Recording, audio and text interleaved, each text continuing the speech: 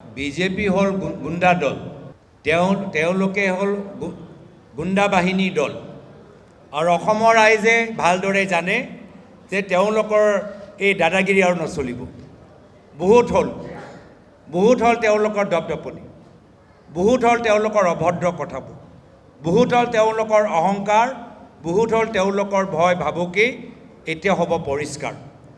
তেওঁলোকে যিদৰে অসমৰ ৰাজনীতি লেতেৰা কৰি পেলাই থৈছে, এতিয়া অসমৰ ৰাইজে পৰিষ্কাৰ কৰিব, অসমৰ ৰাইজে চাফা কৰিব, আৰু আমি অসমৰ ৰাইজক আমি সহায় কৰিম। তেওঁ নিজকে কি ক'বলৈ বিচাৰে? তেওঁ কি ডাঙৰ হিন্দু নেতা নেকি?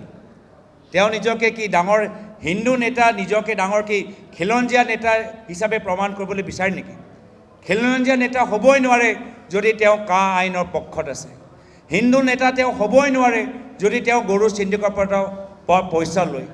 হিন্দু মানে সত্য, আৰু তেওঁ অসমৰ আটাইতকৈ মিছলীয়া মুখ্যমন্ত্ৰী।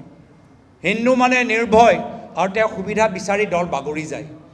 হিন্দু মানে সৎ, আৰু আটাইতকৈ মানে আজি দুৰ্নীতিগ্ৰস্ত হ'ল হিমন্ত বিশ্ব শৰ্মা ডাঙৰীয়া। তো হিমন্ত বিশ্ব শৰ্মা ডাঙৰীয়া লাখ চেষ্টা কিয় নকৰক নিজকে হিন্দু নেতা, খিলঞ্জীয়া নেতা হিচাপে প্ৰমাণ কৰিবলৈ। তেওঁ নিজৰ কথাখিনি কৈ থাকিব, কিন্তু তাৰ বাহিৰে অসমৰ ৰাইজক মাজত তেওঁ না হিন্দু নেতা হ'ব পাৰে, না তেওঁ খিলঞ্জীয়া নেতা হ'ব পাৰে।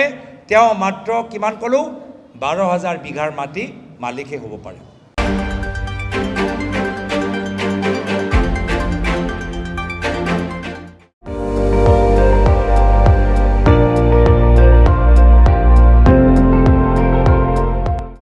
আপুনি চাই আছে ND24, সৰ্বশ্ৰেষ্ঠ নহয় সৰ্বোত্তমৰ দৌৰ।